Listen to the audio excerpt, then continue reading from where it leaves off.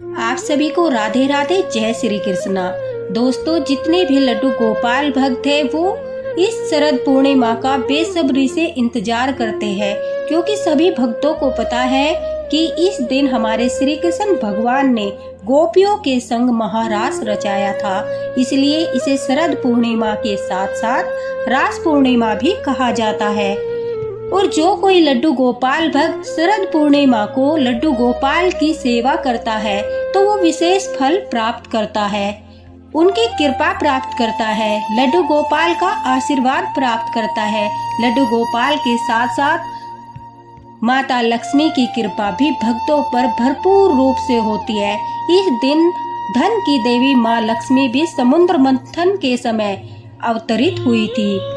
और हम सभी जानते हैं कि शरद पूर्णिमा की रात को आकाश से अमृतमय किरणें धरती पर गिरती है। इन अमृत की किरणों से कई सारी ऐसी शक्तियां होती है जो दुखों का नाश करती है। कहते हैं इस दिन जो होता है चंद्रमा की किरणों से अमृत बरसता है। शरद पूर्णिमा की पूजा से माँ लक्ष्मी की भी कृपा प्राप्त होती है, आर्थिक संपन्नता आती है।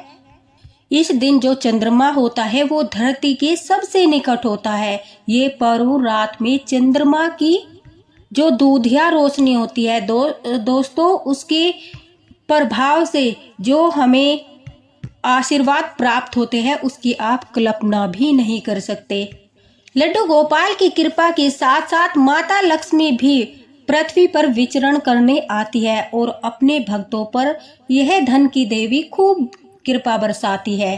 तो शरद पूर्णिमा का बहुत ही ज्यादा विशेष महत्व है। इस रास पूर्णिमा को बड़े ही उत्साह के साथ मनाना चाहिए। चलिए बताते हैं आपको इससे जुड़ी एक लीला कथा भी, और साथ ही साथ कि हमें लड्डू गोपाल की शरद पूर्णिमा के दिन किस प्रकार से सेवा करनी चाहिए। दोस्तों, शरद पूर्णिमा के दिन सुबह उठकर लड्डू गोपाल को दूध और केसर से स्नान कराना चाहिए। वैसे तो हम चरणामृत से भी उन्हें स्नान करा सकते हैं, लेकिन इस दिन यह विधान होता है कि हमारे घर में दूध तो सभी के घर में आता है, थोड़ा कच्चा दूध लेकर उसमें केसर का 1-2 बाल डालकर, यानी 1-2 केसर डालकर, उस केसर में तुलसी का पत्ता, दूध और जल मिलाकर इन तीनों चीजों से लड्डू गोपाल को स्नान कराना चाहिए। अगर आप चरणामृत बनाना चाहते हैं तो आप दूध, केसर, जल, तुलसी पत्ता और उसमें दही भी मिला सकते हैं। और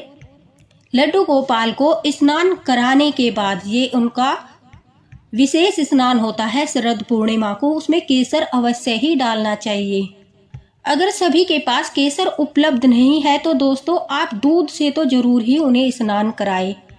अगर आप लड्डू गोपाल को गोपी चंदन वगैरह लगाते हैं तो पहले आप उन्हें साफ जल से स्नान करा लें, ताकि जो उनका चरणामृत है उसे बाद में आप प्रसाद के रूप में ग्रहण कर सके, बाकी घर वालों को भी दे सके। इसलिए पहले साफ पानी से स्नान कराने के बाद थोड़े से दूध और केसर, तुलसी का पत्ता डालकर लड्डू गोपाल को स्नान जरूर कराए। वो उनका महाविशेष स्नान होता है लड्डू गोपाल का। उसके बाद लड्डू गोपाल को सफेद कपड़े पहनाए, सफेद पोशाक पहनाए, क्योंकि शरद पूर्णिमा के दिन लड्डू गोपाल का सफेद कपड़ों में ही श्रृंगार करना चाहिए। उन्हें सफेद पोशाक ही पहनानी चाहिए, क्योंकि चंद्रमा कैसा होता है वो बिल्कुल सफेद होता है। उन जो चंद्रमा की रोशनी होती है वो भी दूधिया होती है, तो इसलिए सफेद कपड़ों का ही श्रृंगार लड्डू गोपाल का शरद पूर्णिमा को करना है। काफी भक्त जो है वो पूर्णिमा का व्रत करते हैं, लेकिन जो व्रत नहीं करते, जो लड्डू गोपाल की सेवा करते हैं, तो वो लड्डू गोपाल की सेवा ही इस प्रकार से करे, पूर्ण फल की प्राप्ति होती है। और शरद पूर्णिमा में जो एक विशेष बात है वो होती है अमृत खीर। अमृत खीर का भोग अगर हम लड्डू गोपाल को लगाते हैं तो उनकी विशेष कृपा प्राप्त होती है। और अमृत खीर से जुड़ी एक लीला कथा भी मैं आप लोगों के साथ शेयर करती हूँ। दोस्तों, सुनंदा नाम की एक लड्डू गोपाल भक्त थी। सुनंदा के पति की मृत्यु हो चुकी थी और सुनंदा की 2 संतान थी। अपनी दोनों संतान के साथ साथ वो लड्डू गोपाल की भी सेवा करती थी, लेकिन इस भक्त के पास इतना पैसा नहीं था कि वह किसी बड़े शहर में रहकर अपना जीवन यापन कर सके। इसलिए वो एक शहर से कुछ दूरी पर ही अपना घर बनाकर, छोटा सा कच्चा घर बनाकर रहने लगी और वहीं पर अपने बच्चों का पालन पोषण करती थी। जो ये भक्त थी दोस्तों, ये मिट्टी के बर्तन, घड़े आदि बनाकर उन्हें बेचकर अपना घर चलाती थी। जो वृंदावन जाते हैं, जब रास्ते में ही इसकी जो कुटिया पड़ती थी और वहां पर आने जाने वाले लोग ही इससे मिट्टी के बर्तन खरीद कर ले जाते थे और जो पैसे देते थे उनसे ही वो अपने बच्चों का पालन पोषण करती थी और लड्डू गोपाल की सेवा करती थी। उसकी कुटिया से कुछ दूरी पर ही चलकर 1-2 किलोमीटर दूरी पर ही जाकर वो रोजाना वहां से अपने बच्चों के लिए, लड्डू गोपाल के लिए दूध खरीद कर लाती थी और लड्डू गोपाल को भोग लगाने के बाद फिर अपने बच्चों को वही दूध पिलाती थी। अब सुनंदा को लड्डू गोपाल की सेवा करते करते 1 वर्ष हो चुका था, लेकिन जब शरद पूर्णिमा आई उससे 2 दिन पहले ही सुनंदा की तबीयत जो है वो काफी खराब हो गई और उसे इस बात का ज्ञान भी नहीं था कि शरद पूर्णिमा को जो है बाल गोपाल की अगर सेवा करते हैं तो उन्हें खीर का भोग लगाना चाहिए, इससे लड्डू गोपाल की विशेष कृपा प्राप्त होती है। उसे इस बारे में कोई जानकारी नहीं थी, लेकिन वो दूध का भोग जो है रोजाना लड्डू गोपाल को लगाती थी। अब जैसे ही शरद पूर्णिमा आई, रास पूर्णिमा आई, तो उस दिन सुनंदा की तबीयत बहुत ज्यादा खराब हो गई। वो दूर चलकर दूध लाने में बिल्कुल असमर्थ थी, लेकिन उसके मन में बेचैनी थी कि आज मेरे बाल गोपाल को दूध का भोग नहीं लगा, आज मेरे लड्डू गोपाल तो भूखे हैं। क्योंकि उसे ऐसा लगता था जैसे उसके बच्चे दूध के लिए रोते हैं तो जो बाल गोपाल है उन्हें भी दूध का भोग लगाना जरूरी है, नहीं तो वो भी भूखे रह जाएंगे। तो वह भक्त उस पूरा दिन परेशान रही लड्डू गोपाल के लिए कि आज तो मेरे बाल गोपाल को भोग नहीं लगा। एक माता थी, उसके मन में लड्डू गोपाल के लिए भी पुत्र के रूप में ही भाव थे। जैसा वो अपने बच्चों से प्रेम करती थी, ऐसा ही वो लड्डू गोपाल से भी प्रेम करती थी। अब एक माँ की बेचैनी लड्डू गोपाल से देखी नहीं गई, अपनी मैया का दुख देखा नहीं गया। जो ये सुनंदा थी, कभी कभी इसके कुटिया के बाहर एक गाय माता जो है वो आती थी और सुनंदा उसे रोटी दिए बगैर नहीं जाने देती थी। कहते हैं जो लड्डू गोपाल भक्त होते हैं, अगर उनके द्वार पर गाय माता आ जाए तो समझ लेना चाहिए कि लड्डू गोपाल हमारी सेवा से प्रसन्न है, वो हमारी सेवा स्वीकार कर रहे हैं और गाय को रोटी अवश्य देनी चाहिए। तो सुनंदा ने उस दिन भी गाय को रोटी दी। उसने देखा कि जो गाय माता थी उनके जो थन थे उनमें से दूध टपक रहा था। अब सुनंदा ने देखा कि गाय माता के नीचे से दूध टपक रहा है तो वो आश्चर्यचकित हो गई, क्योंकि पहले भी वो गाय माता काफी बार उसके घर के बाहर आई थी, लेकिन ऐसा कभी नहीं हुआ था। तो उसके मन में विचार आया, शायद लड्डू गोपाल को भूख लगी है और वो दूध पीना चाहते हैं, इसलिए गाय माता आज इतनी देर बाद हमारे घर आई है। दोस्तों, शाम का समय था। सुनंदा अपनी कुटिया में से एक मिट्टी का बड़ा सा पात्र लेकर आई और वो दूध दोहने लगी। अब जो पात्र वो लेकर आई थी वो पूरा दूध से भर गया, लेकिन दूध टपकना बंद नहीं हुआ। यह लड्डू गोपाल की अपार लीला थी। अब सुनंदा ने अपने बेटे को आवाज लगाई। सुनंदा का बेटा 6 साल का था। उसने अपने बेटे को आवाज लगाई और दूसरा पात्र मंगवाया। अब दूसरा पात्र भी दूध से पूरा भर गया। सुनंदा मन ही मन इतनी प्रसन्न हो रही थी कि यह क्या लीला है लड्डू गोपाल की। जिस कुटिया में उनके भोग के लिए आधा किलो दूध आता था, आज इतना दूध लड्डू गोपाल की यह क्या लीला है। वह मन ही मन प्रसन्न होकर गाय माता को प्रणाम करके अब अंदर आई। उसने सोचा, उसके मन में भाव आया, दोस्तों सब लड्डू गोपाल की लीला है। देखिए, उसके मन में भाव आया कि मैंने आज तक अपने लड्डू गोपाल को कभी भी खीर का भोग नहीं लगाया, क्योंकि मेरे पास इतना पैसा नहीं होता कि मैं ज्यादा दूध लाकर उनके लिए खीर बना सकूं। और आज जब स्वयं लड्डू गोपाल ने दूध की व्यवस्था कर दी है तो क्यों ना आज मैं अपने बाल गोपाल को खीर का भोग लगाऊं। और सुनंदा ने जल्दी से लकड़ियां इकट्ठी की और लड्डू गोपाल के लिए जो है बड़े ही प्रेम के साथ और भक्ति में मगन होकर खीर बनाने लगी। अब खीर बनाते बनाते काफी देर हो गई। लड्डू गोपाल के विश्राम का समय हो गया। अब सुनंदा इस बात से चिंतित हो गई कि आज तो बाल गोपाल ने भोग नहीं लगाया, अब उनके सोने का समय हो गया। देखिए, वो 8 बजे के बाद लड्डू गोपाल को हमेशा विश्राम करा देती थी, लेकिन खीर बनते बनते आज काफी देर हो गई। यह भी लड्डू गोपाल की लीला थी। अब सुनंदा ने क्या सोचा कि मैं सुबह सुबह शीतल खीर का, ठंडी ठंडी खीर का अपने बाल गोपाल को भोग लगाऊंगी। सुबह उठते ही सबसे पहले मैं अपने बाल गोपाल को खीर खिलाऊंगी, वो भी प्रसन्न हो जाएंगे। अब काफी देर हो चुकी है, मैं इसे विश्राम करा देती हूँ।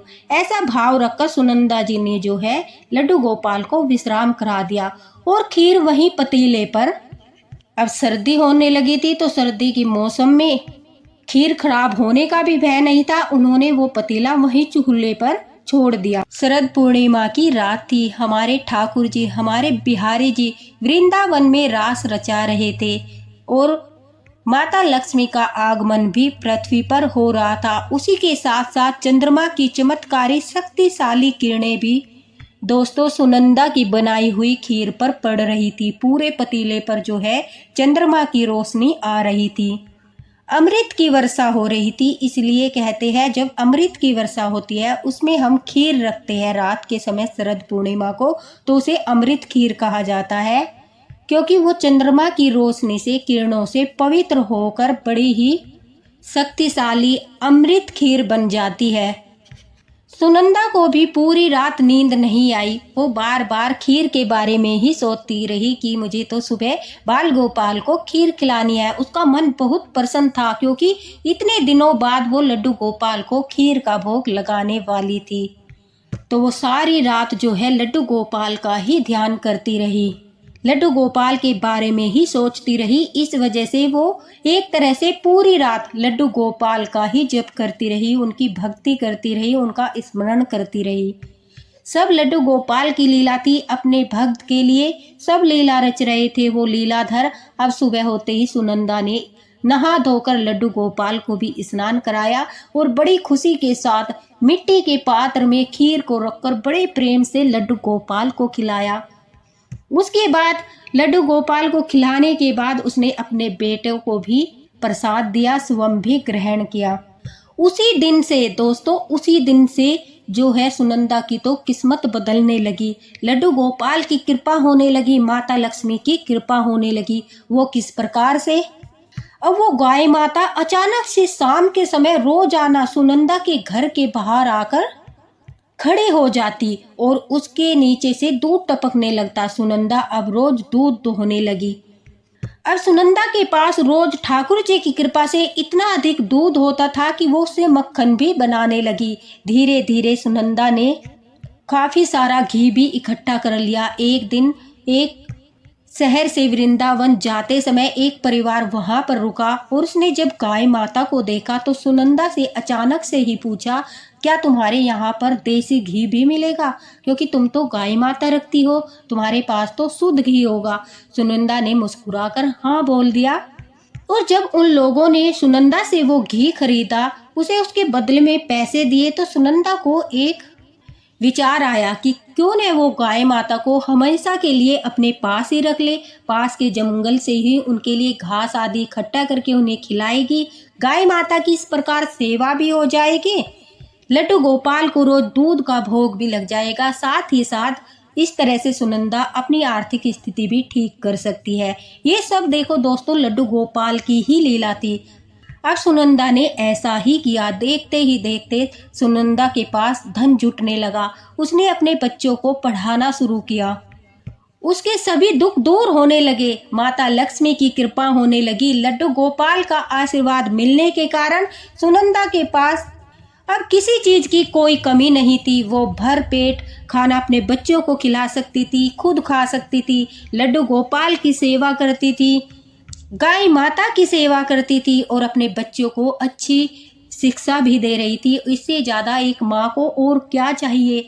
अब सुनंदा ने सोचा कि लड्डू गोपाल ने तो मेरे सारे संकट दूर कर दिए। धीरे धीरे सुनंदा का लड्डू गोपाल की सेवा को लेकर ज्ञान बढ़ने लगा। उसे लड्डू गोपाल की सेवा के बारे में और ज्यादा बातें पता चलने लगी और वह उन नियमों को अपनाते हुए ठाकुर जी की सेवा में मगन रहने लगी। देखते ही देखते लड्डू गोपाल ने तो सुनंदा के सारे कष्ट हर लिए और यह चमत्कार उस दिन शरद पूर्णिमा की खीर से शुरू हुआ था। तो दोस्तों, इस लीला कथा के माध्यम से आप भी जान गए होंगे कि किस तरह से ठाकुर जी प्रसन्न होकर वो खीर का प्रसाद ग्रहण करके उन्होंने एक गरीब भक्त पर अपनी कितनी कृपा बरसाई, क्योंकि यह साल में शरद पूर्णिमा एक बार ही आती है और इसको अमृत खीर बनाना अत्यंत आवश्यक है और ठाकुर जी का भोग लगाना अत्यंत आवश्यक है। कहते हैं कि इस खीर के भोग को अगर तुम लड्डू गोपाल को लगाते हो तो लड्डू गोपाल जो है 56 भोग भी भूल जाते हैं और बड़े प्रसन्न होकर इस खीर का भोग स्वीकार करते हैं। तो पूर्णिमा की रात को आप भी लड्डू गोपाल के लिए खीर बनाकर उसे चांद की रोशनी में अवश्य रखिए और सुबह के समय ही ठाकुर जी को उस शीतल खीर का भोग लगाए और घर के सभी सदस्यों को प्रसाद के रूप में दे। जरूरी नहीं है कि आपको ज्यादा खीर बनानी है, अगर आपकी सामर्थ्य नहीं है तो आप सिर्फ भोग के लिए एक कटोरी खीर बना लीजिए, उसी में से एक एक चम्मच प्रसाद के रूप में घर के सदस्य को दे दीजिए। लेकिन पहले लड्डू गोपाल को भोग लगाना है। दोस्तों, एक बात और बताऊंगी, लड्डू गोपाल को पूर्णिमा के दिन जो है सूर्य उदय से पहले स्नान कराना है। अगर ऐसा आप नहीं कर पाते तो आपको 8 बजे से पहले पहले लड्डू गोपाल को स्नान करा देना है। उसी के बाद लड्डू गोपाल का श्रृंगार करना है। और हाँ, अगर आपके पास सफेद पोशाक नहीं है तो आप पीली पोशाक भी पहना सकते हैं, पीला पीतांबर श्रृंगार भी कर सकते हैं। लेकिन अगर आपके पास श्वेत श्रृंगार है तो वो सबसे अच्छा माना जाता है शरद पूर्णिमा के दिन। जिस प्रकार से ठाकुर जी ने अपने एक गरीब भक्त के सारे संकट हर लिए, सारे दुख दूर कर लिए, उसी प्रकार से अपने हर एक भक्त के सारे दुख दूर करें और इस शरद पूर्णिमा के दिन अपने भक्तों को आशीर्वाद देकर पूर्ण रूप से जागृत होकर सबके कष्टों का नाश करें। इसी भाव के साथ, इसी प्रार्थना के साथ दोस्तों, राधे राधे। मिलते हैं अगले वीडियो में लड्डू गोपाल के एक मार्गदर्शन के साथ। लड्डू गोपाल जो है वो अपने भक्तों को किसी न किसी माध्यम से विशेष जानकारी अवश्य पहुंचाते हैं। तो दोस्तों, हमारे साथ जुड़े रहना, लड्डू गोपाल की प्यारी प्यारी लीला कथाएं जरूर सुनना, वीडियो को ज्यादा से ज्यादा शेयर करना ताकि सभी लड्डू गोपाल भक्तों तक यह वीडियो पहुंचे। और अगर आपको वीडियो पसंद आया तो प्लीज लाइक कर दीजिए। दोस्तों, अगर किसी भी भक्त का, किसी भी सखी का कोई भी क्वेश्चन है तो वो कमेंट बॉक्स में पूछ सकता है, मैं उसे आंसर अवश्य ही दूंगी। अगर आपके मन में कोई भी शंका है तो आप वो भी पूछ सकते हैं, आपको रिप्लाई अवश्य ही मिलेगा। दोस्तों, इसी के साथ राधे राधे, हरे कृष्णा। ठाकुर जी की कृपा आप पर और आपके परिवार पर बनी रहे। इस शरद पूर्णिमा का लाभ अवश्य उठाना और ठाकुर जी को भी प्रसन्न करना। हरे कृष्णा, जय हरिवंश, राधे राधे।